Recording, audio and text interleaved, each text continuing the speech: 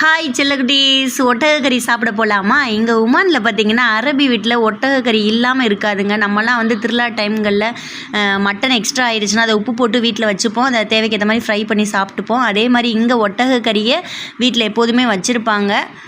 நம்ம அதை இப்போ ட்ரை பண்ணி பார்க்க போகிறோம். ஸ்டிக்கில் குத்தி தருவாங்க, அதை ஃப்ரை பண்ணி அதை சாப்பிட்டு பார்க்கலாம். 3, 2, 1. ஒமான் வந்த புதுசெல்லாம் கேமல் மீட் அப்படின்னு தோணுச்சு. அப்புறம் அதை சாப்பிட்டு அதோட டேஸ்ட்டே நல்லா அடிக்ட் ஆகிடுச்சுங்க. அவ்வளோ தரத்துக்கு ஒட்டகக்கறி எப்போமாவது சாப்பிட்றதுனால அது பிடிச்சிருந்துச்சு. சார் எம்மி அப்படின்னு சொல்லி சாப்பிட்டுட்ருக்காரு. ஆலன் அந்த பக்கம் திரும்பி சாப்பிட்டுட்டு இருக்கான். யார் கேட்டாலும் கேட்டுருவாங்கண்டு. ஒமானில் இருக்கிற தமிழ் பீப்புள்ஸ் கண்டிப்பாக ட்ரை பண்ணி பாருங்கள், உங்களுக்கும் பிடிக்கும்.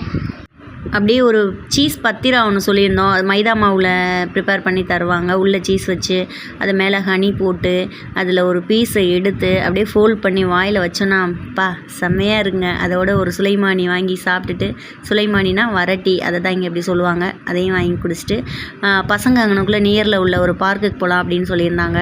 அப்புறம் பக்கத்துலேயே மவுண்டெயினு, அதோட இன்றைக்கி கிளைமேட்டும் செம்ம க்ளவுடியாக இருந்துச்சு. நல்லா என்ஜாய் பண்ணிவிட்டு அங்கேருந்து கிளம்பியாச்சு.